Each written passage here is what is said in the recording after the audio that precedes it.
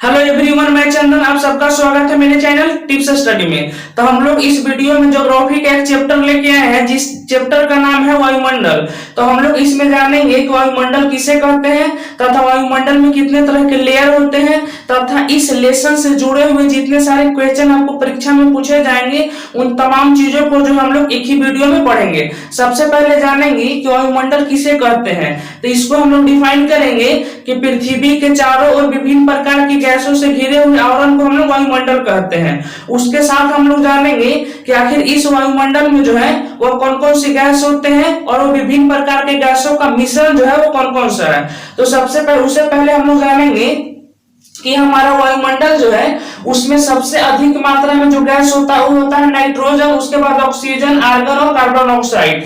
तो जो सबसे फर्स्ट में हम लेके आए हैं वो है हमारा नाइट्रोजन, जो कि इसकी मात्रा हमारे वायुमंडल के परतों में जो है वो 78.08% होता है। उसके बाद सेकंड में हम जो ऑक्सीजन है इसकी मात्रा जो है वो 20.93% होता है, जो अप्रॉक्स जो है वो 21% हम लोग लेके चलते हैं। उसके बाद थर्ड में है आर्गन जो कि 0.93% है। उसके बाद जो है वो फोर्थ में है कार्बन डाइऑक्साइड जो 0.03% है। हम लोग इसके बारे में जो है वो गैसों के बारे में दो लाइन बात करें तो जो हमारे वायुमंडल में सबसे अधिक नाइट्रोजन पाया जाता है, जिसका उपयोग जो है पौधा सीधे नाइट्रोजन के रूप में ना इसको नाइट्रेट के रूप में जो है परिवर्तित करके करता है। उसके साथ जो ऑक्सीजन है इसको तो हम लोग जान ही रहे हैं कि इसको जो है हम सब जो है सांस लेने में मदद करते हैं। आर्गन एक ऐसा गैस है जो अक्रिय गैस जो है वो केवल एक ही है, यही एक ऐसा गैस है जो हमारे वायुमंडल में पाया जाता है, बाकी अक्रिय गैस जो हमारे वायुमंडल में नहीं पाया जाते हैं। उसके बाद फोर्थ में कार्बन डाइऑक्साइड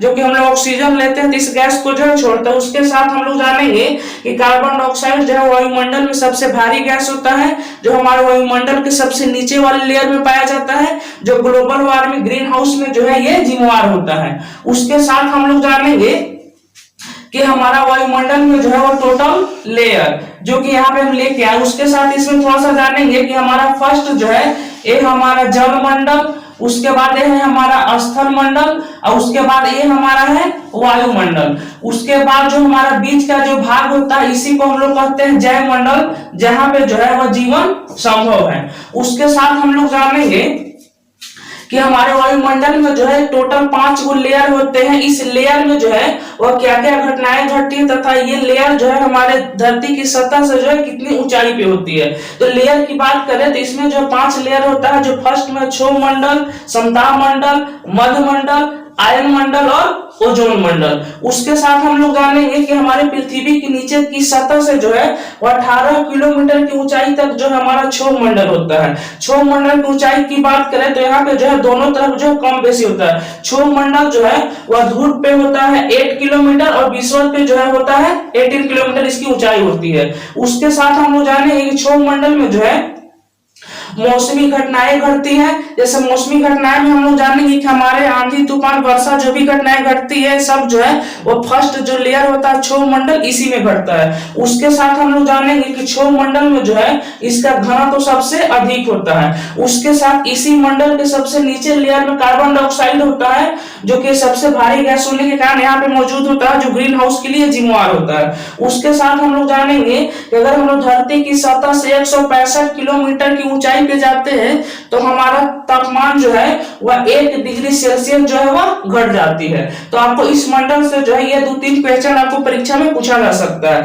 सेकंड में हमारा जो है वो है समताप मंडल, स्ट्रेटोस्फेयर। तो इसमें हम लोग जानेंगे कि समताप मंडल जो है वो हमारे 18 किलोमीटर से लेके 50 किलोमीटर की ऊंचाई तक होती है। इसके साथ हम लोग इसमें जानेंगे कि समताप मंडल में जो है वह मौसमी घटनाएं नहीं घटती है, जिसके कारण यहाँ का तापमान जो है वह समान रहता है। यहाँ तापमान जो है वो कभी वृद्धि और कभी जो है वो कमी नहीं होता। उसके साथ हम लोग जानेंगे कि इसके तापमान में जो है वह वृद्धि ना होने के कारण जो हम लोग हेलीकॉप्टर हवाई जहाज को उड़ते हुए देखते हैं वो हेलीकॉप्टर हवाई जहाज जो है वह इसी मंडल में उड़ते हैं, जिस मंडल को हम लोग कहते हैं समताप मंडल। इससे क्वेश्चन पूछा जाता है कि वायुयान जो है वो किस मंडल में उड़ते हैं, तो आपको जो है टिक करना है समताप मंडल। उसके साथ हम लोग जानेंगे कि पृथ्वी के रक्षा कवच के रूप में जाने जाने वाला जो ओजोन लेयर होता है, वो ओजोन लेयर भी जो है वह इसी मंडल में पाया जाता है, जो हम सबको रक्षा करती है। सूर्य से आने वाली अल्ट्रावायलेट रे को जो है ये अवशोषित करती है, जिससे पृथ्वी पे जो है होने वाले नुकसान को जो है ये बचाया जाता है। अगर अल्ट्रावायलेट रे डायरेक्ट अगर धरती पे आ जाए तो उसे जो है वह आदमियों को त्वचा कैंसर जैसी जो विभिन्न प्रकार की रोगों से वो ग्रसित हो जाएगा, और विभिन्न प्रकार रोग से जो है उत्पन्न हो सकता है। तो इसे जो है ये हमारा ओजोन लेयर बचाते हैं, अल्ट्रावायलेट रे को जो है अवशोषित कर देती है। अभी कहा जा रहा है कि ओजोन लेयर में जो है धीरे धीरे छेद हो गया, ये जो पतला हो रहा है जो ग्रीन हाउस के कारण हो रहा है। तो इसको बचाने के लिए हमें करना क्या है कि हमें जो है जो घर में हम लोग रेफ्रिजरेटर वगैरह ये सब जो यूज करते हैं उसे थोड़ा हम लोग कम यूज करें, जो CFC गैस की मात्रा ना बढ़े, जिससे हम ओजोन लेयर को बचा सकते हैं। उसके बाद थर्ड में दिया हुआ मध्य मंडल, इसकी ऊंचाई जो है वो 50 किलोमीटर से लेकर 80 किलोमीटर तक होती है। हम लोग जाने कि मध्य मंडल में जो है क्या होता है। मध्य मंडल में सबसे पहले जानेंगे कि इसकी तापमान जो है वो माइनस में होता है, -100 डिग्री C होता है। बाकी का जो प्लस में होता है या पॉजिटिव होता है, लेकिन इसकी तापमान जो है वो -100 डिग्री C होता है। उसके साथ जो अंतरिक्ष से आने वाले उल्का पिंड जो है वो यहीं पे आकर डिस्ट्रॉय हो जाता है, हमारे धरती तक नहीं आते हैं, जिससे कोई भी घटनाएं नहीं घटती है। बहुत कम ही वैसे उल्का पिंड होते हैं जो धरती तक आते दिखते हैं, वार्ता जो है वो सब मध्य मंडल में जो है वहीं पे खत्म हो जाते हैं। उसके बाद जो है वो फोर्थ प्लेस पे दिया हुआ आयन मंडल, जो इसकी ऊंचाई जो है 80 किलोमीटर से लेकर जो है वो 640 किलोमीटर तक होता है। इस आयन मंडल में जो है सबसे बड़ी घटना ये घटती है कि पृथ्वी की सब नीचे से जो है वो रेडियो एक्टिविटी तरंग जाती है, वो जो है आयन मंडल से टकराकर जो है वो पुनः रिटर्न हो जाती है। उसके साथ जो कुछ सैटेलाइट होते हैं जो यहाँ से भेजे जाते हैं, वो भी जो है वो इसी मंडल में रहते हैं, और इससे जो है वो हम लोगों घटनाओं को जो है वो खबर देते हैं। उसके साथ जो है 640 किलोमीटर के ऊपर का जो टोटल भाग होता है, इसको हम लोग कहते हैं वायुमंडल एक्सोस्फीयर, जो कि इसकी कितनी ऊंचाई तक इसकी जो साइज है वो अभी तक जो है वो काउंट नहीं किया गया, अभी तक जो मेजर नहीं किया गया। लेकिन 640 किलोमीटर के ऊपर की जो भाग होता है उसको हम लोग कहते हैं वायुमंडल।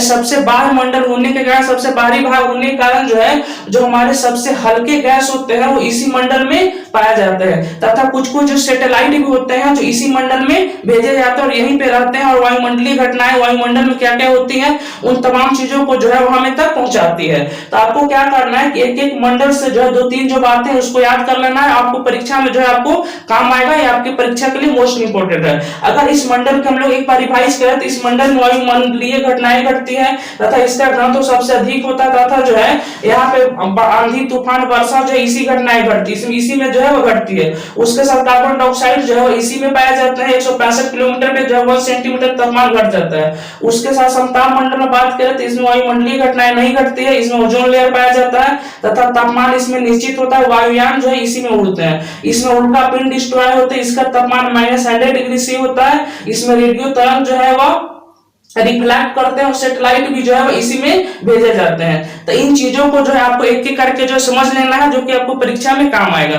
तो अगर आपको ये बात समझ में आया तो वीडियो को लाइक कीजिए, चैनल को सब्सक्राइब कीजिए। मिलेंगे नेक्स्ट वीडियो में, धन्यवाद।